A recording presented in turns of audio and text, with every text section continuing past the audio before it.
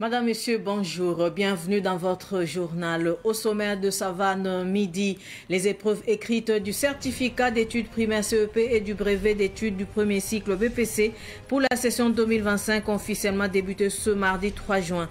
Le lancement officiel a été effectué par le ministre de l'enseignement de base Jacques Sostène Dengara Agawa dans la région de l'Est.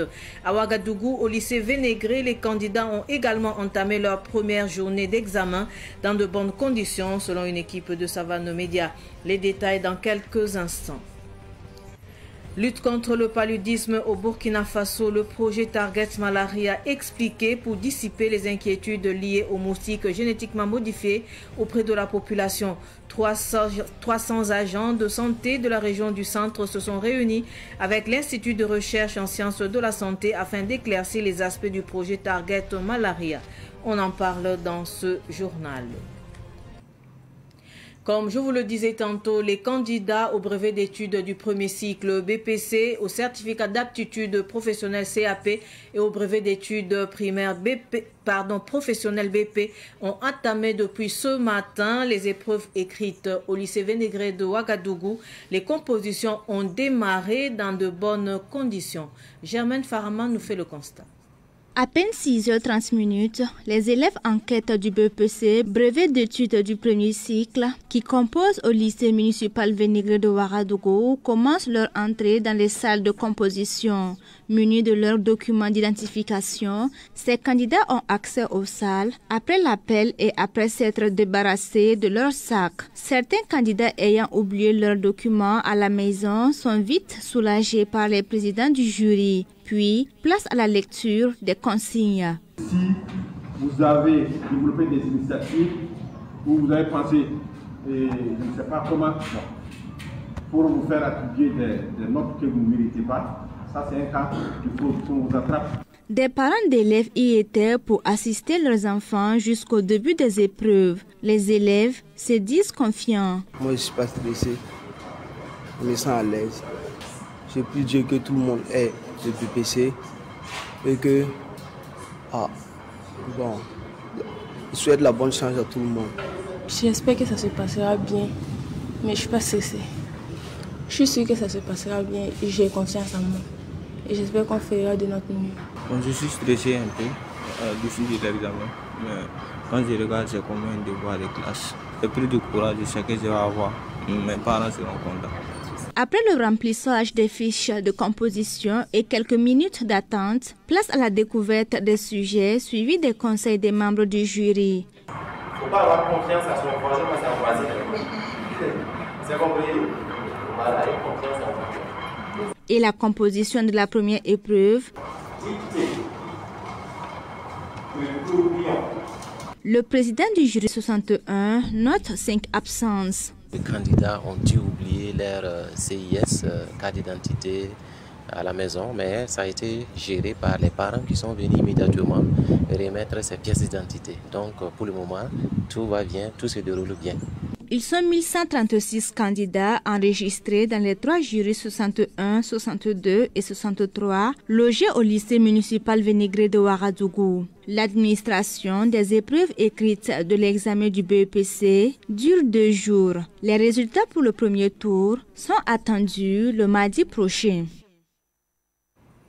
Pendant ce temps, dans la commune de Koubri, le président de la délégation spéciale a ouvert l'enveloppe du sujet de rédaction pour l'examen du CEP. Les détails avec Samuel Moko. Un élève dit que faire du jardinage à l'école est inutile. Dit pourquoi il n'a pas... L'administration de l'épreuve de rédaction, dont le sujet a été lu par le président de la délégation spéciale de la commune de Koubri, Léonard Samadé Gougou, marque le début des compositions pour l'obtention du certificat d'études primaires dans la dite commune. C'est une occasion pour nous d'encourager nos enfants, de les souhaiter une très bonne chance et un plein succès. Et nous savons qu'ils ont eu toute l'année pour se préparer et aujourd'hui ils devraient donc traduire sur les feuilles de composition ce qu'ils ont appris courant l'année scolaire. C'est l'avenir de notre pays, c'est l'avenir du Burkina Faso et il n'y a pas de raison de ne pas accorder une attention particulière à leur devenir. Voilà, ce qu'ils sont aujourd'hui sera le Burkina de demain. Pour la présidente du jury numéro 1-6 à l'école Kuba A, tout se passe bien. Tout se passe bien pour le moment. À 5h30, on était déjà là avec notre agent de sécurité. À 6h, on a fait la vérification des surveillants. À 6h30, on a fait l'appel dans les salles. Et à 7h20, il y a eu l'ouverture de la première enveloppe. Pour le moment, tout se passe bien. Le chef de la circonscription d'éducation de base, CESEB de Koubri, a quant à lui exprimé sa reconnaissance aux autorités locales et nationales pour les dispositions prises pour un bon déroulement de l'examen. Il a par ailleurs invité les élèves à une bonne concentration. Les innovations sont très bien mises en pratique à Koubri comme partout ailleurs dans le Burkina Faso. Vous verrez qu'aucune épreuve ne sera retranscrite sur le tableau. Nous avons foi que cette année, les résultats seront meilleurs que les années écoulées. Du primaire, CEP.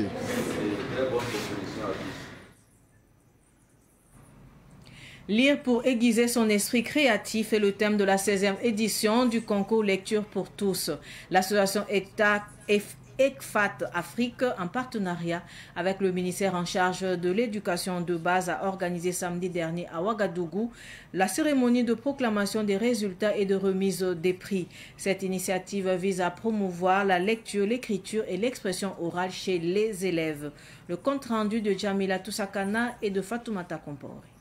Le concours Lecture pour tous est à sa 16e édition cette année. Tous les candidats sont désormais situés sur leurs résultats. Ce concours, c'est pour amener nos enfants à aimer la lecture, à découvrir les ouvrages et à s'informer et à se cultiver. Donc les enfants composent, on leur donne d'abord des ouvrages pour lire ou des extraits du texte, ils lisent et puis nous les évaluons pour voir est-ce qu'ils ont bien compris les textes. Tous les enfants qui sont passés par notre structure sont vraiment des personnes avisées aujourd'hui. Sur 706 élèves candidats au départ, le jury a retenu une centaine jugés dignes d'être récompensés. Parmi les élèves récompensés figure Sarah Zongo, une élève de la classe de CE1. J'ai reçu un vélo et un certificat d'honneur. Pour les enfants qui n'ont pas eu des prix, il faut être courageux et continuer. L'année prochaine, s'ils travaillent mieux, ils vont être premiers ou premiers comme moi. Les partenaires et les soutiens ont salué l'initiative. Pour nous, c'est une très belle initiative parce que ce concours permet aux enfants de s'améliorer sur le plan de la lecture, que ce soit en vocabulaire ou en orthographe. Le concours leur permet d'avoir des acquis. Le ministère a entrepris des réformes dans le secteur de l'éducation et justement l'activité menée par le promoteur, le concours de lecture, entre en ligne droite dans la qualité de l'enseignement.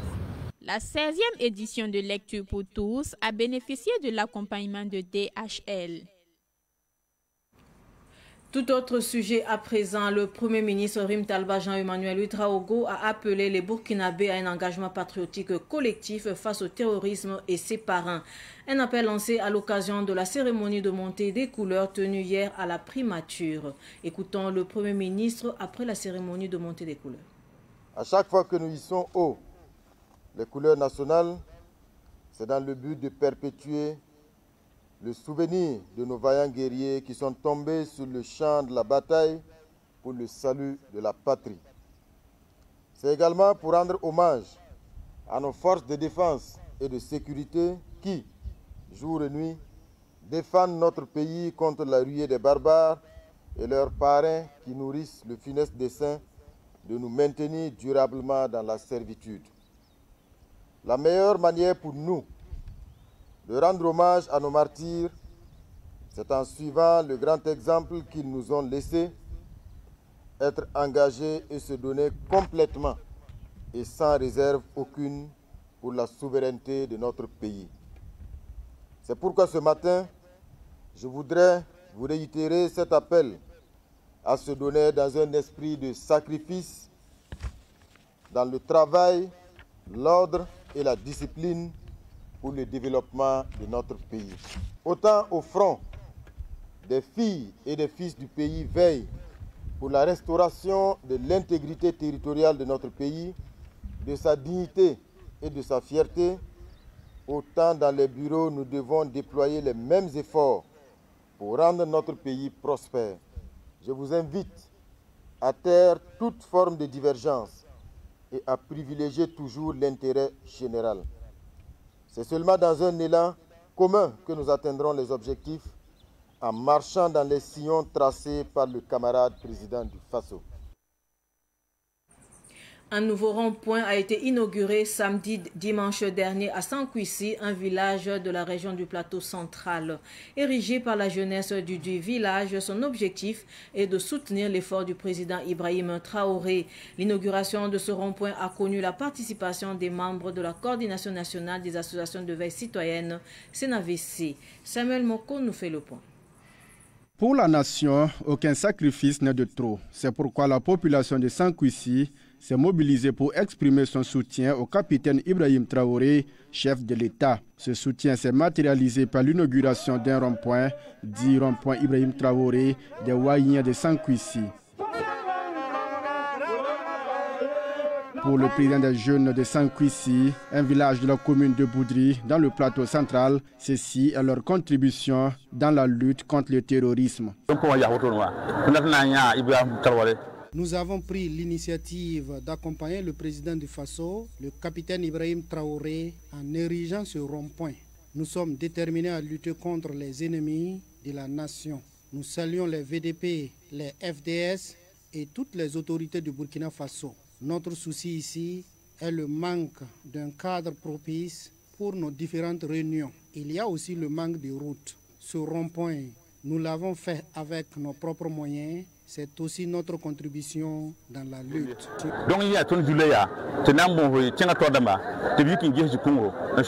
La jeunesse de Sankuissi a porté son choix sur l'acteur économique Mahamadi Ouedraogo, alias Fadoul Zorgo, comme parrain. Pour lui, soutenir l'initiative du capitaine Ibrahim Traoré est une obligation et non un choix. Mon message est que la paix revienne au Burkina, c'est tout. Et mes encouragements à tous nos BDP, FDS, à ceux qui luttent jour et nuit pour que la sécurité y revienne. Ça m'a beaucoup touché et à l'immédiat, sans me préparer, j'ai donné un forage au village de Sankuissi en attendant la réaction d'autres. Donc vraiment, c'est la mobilisation, les jeunes, ça m'a vraiment touché. Je sais que sont pour la paix au Faso. Pour la circonstance, le chargé de communication de la coordination nationale des associations de la veille citoyenne CNAVC, fils de la localité, Boukari Zongrana, à la tête d'une forte délégation, a patronné cette activité à côté de Bouraïma Ninkiema. Sankuissi est un village situé dans la commune de Boudri, province du Ganzourgou, dans la région du plateau central. Parlons à présent de lutte contre le paludisme au Burkina Faso. Environ 300 agents de la santé de la région du centre échangent avec l'Institut de recherche en sciences de la santé IRSS sur le projet Target Malaria. Objectif, éclaircir les zones d'ombre liées aux moustiques génétiquement modifiés afin de lever toute ambiguïté auprès de la population. Les précisions avec Daouda Yameo. Des zones d'ombre persistent au sein de l'opinion nationale autour du projet Target Malaria. Pour y répondre, l'Institut de recherche en sciences de la santé IRSS, placé sous la tutelle du CNRST, poursuit ses efforts de sensibilisation en multipliant les cadres d'échange avec les différentes composantes de la société burkinabé. Cette fois-ci, ce sont les agents de santé du centre qui ont été sollicités. Objectif, leur fournir une information claire et scientifique sur les moustiques génétiquement modifiés afin qu'ils puissent à leur tour relayer une communication juste et accessible auprès des populations à la base. En fait, il y a plusieurs parties prenantes que nous rencontrons, plusieurs catégories de parties prenantes. Et les questions qui sont posées à cette recherche-là, nous, en tant que scientifiques, nous reprenons ces questions et voir et apporter des réponses scientifiques à toutes ces préoccupations. Aujourd'hui, ces acteurs-là de la santé qui sont vraiment au contact des populations, qui nous reversent les questions, les préoccupations des populations lorsque ces populations viennent en consultation, pour nous, c'est le lieu d'intégrer toutes ces questions, toutes ces préoccupations donc, dans le processus de la recherche et apporter des questions à ces préoccupations. D'ici que la recherche donc, soit terminée, que la technologie soit disponible, nous pourrions alors en ce moment s'attendre à une appropriation de cette technologie par les bénéficiaires qui sont ces populations et celles qui souffrent le plus du paludisme. Pour Dr Léa Paré, la lutte contre le paludisme nécessite une combinaison de plusieurs outils afin de parvenir à son éradication et la modification génétique du moustique en fait partie. Il est nécessaire de savoir quel est l'état aujourd'hui, on va dire, de la lutte contre le paludisme. Nous avons plusieurs outils qui existent. Nous avons les moustiquaires imprégnés d'insecticides. Nous avons bientôt le vaccin que nous applaudissons. Il y a en plus de cela les médicaments que nous avons. Mais vous savez, le paludisme est pluriel. Pour combattre cette maladie, il faut venir avec des approches plurielles, dont la modification génétique du moustique est un des outils qui va compléter ce qui existe. Et avec donc cette combinaison d'outils, nous pensons voir un jour le Burkina sans paludisme. L'IRSS et le CNRST espèrent renforcer la confiance des citoyens dans les innovations scientifiques destinées à lutter contre le paludisme en favorisant le dialogue et les échanges. Le paludisme continue de faire des ravages au Burkina Faso. Actualité sportive de cette édition, Fatima FC est le vainqueur de l'édition 2025 du tournoi inter-établissement de la commune de Saba. Il a dominé l'établissement scolaire Gabriel Tabourin par le score d'1-0 samedi dernier. Un tournoi organisé par l'association Jeunesse Espoir de Saba. Ruben Wilson-Kodjo. Des élèves de 9 établissements secondaires de la commune de Saba ont rivalisé de talent autour du ballon rond, et cela par un esprit de fraternité et de cohésion sociale. Ce tournoi a pour principaux objectifs l'éducation, la discipline et la cohésion sociale. C'est de promouvoir le sport en milieu scolaire, donner l'opportunité aux jeunes élèves de compétir, faire des compétitions inter-classes, inter-établissements. Et le tournoi a débuté le 25 janvier. Le parrain du tournoi, inter-établissement Baboune Bon Bamouni, ainsi que le directeur en charge des sports à la direction de la police nationale, le commissaire divisionnaire Lambert Bonzi, ont salué l'initiative de l'association Jeunesse Espoir de Saba qui ambitionne de réconcilier éducation et sport au profit de la jeunesse. Notre devoir aussi, c'est d'accompagner les jeunes talents burkinabés qui puissent émerger dans le football, qui est aujourd'hui considéré comme une entreprise, une perspective de travail. Et également, notre perspective, c'est également de dire qu'à travers ce tournoi, c'est de promouvoir un message de paix à travers l'ensemble des jeunes qui sont là, ici dans la commune de Saba, et aussi à travers l'association Jeunesse Espoir, pour dire que nous devons fédérer nos énergies pour construire un Burkina Faso de paix à travers le sport et à travers le rayonnement de ce tournoi inter-établissement au niveau de la commune de Saba. Je salue d'abord cette belle idée de promoteur qui a consisté à regrouper les établissements autour du sport, qui est un facteur de cohésion. Nous avons vu un très beau spectacle et l'esprit de fair play a prévalu et je salue vraiment cette idée. L'établissement scolaire Fatima FC, vainqueur du tournoi, a remporté en plus du trophée des prix en nature et en espèces. L'école Gabriel Tabourin, finaliste malheureuse, se console avec un ballon, un jeu de maillot et une enveloppe financière. Rendez-vous est pris pour l'année prochaine pour la 3e édition. Avant de clore ce journal, l'équipe de Kalelbar dans la commune de Arbolé, dans la région du Nord, a remporté dimanche dernier la 9e édition du tournoi de football de l'association des scolaires et ressortissants pour le développement de Sibalo. Ruben Wilson-Kodjo y était, voici son reportage. Pour sa troisième participation à ce tournoi de Maracana, le FC KL Bar remporte enfin ce trophée après avoir occupé les 3e et 2e places lors des éditions précédentes de cette compétition organisée par l'Association des scolaires et ressortissants pour le développement de Cibalo. L'ASRDS est une association à but non lucratif et apolitique. L'ASRDS est créée à peine 9 ans et nous intervenons dans plusieurs domaines. Et chaque année, nous organisons un tournoi de football dénommé tournoi ASRDS.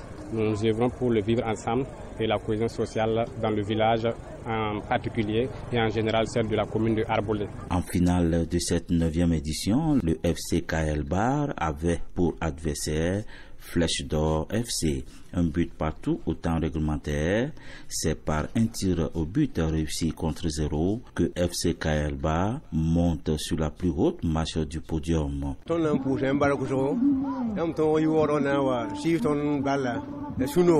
Nous sommes vraiment très contents parce que ça n'a pas été facile depuis les phases de poule jusqu'à la phase finale. Et nous avons bataillé fort et on a vraiment rencontré beaucoup de difficultés. Mais Dieu merci, aujourd'hui, nous venons de remporter donc la coupe. Et c'est notre première fois et je félicite vraiment mes joueurs pour l'effort qu'ils ont fait. Et nous pensons encore que les prochaines fois, nous allons être encore meilleurs. Adama Yurisha Ouedraogo, parrain des 2 dernières éditions, s'engage à toujours accompagner ce projet pour le bonheur des jeunes de cette localité. C'est la 9e édition, sans interruption. Voilà, donc ça nous donne du tonus de les accompagner. Voilà, parce que nous avons regardé aussi les actions qu'ils mènent. Voilà, leurs objectifs ici. Nous avons vu que c'est noble. C'est ce qui nous amène à les accompagner. Je pense que l'année passée, nous étions là. Cette année encore, nous sommes là. L'année prochaine, si Dieu nous prête vie, nous serons là encore pour les accompagner. La remise des prix aux meilleurs acteurs a mis fin à cette édition.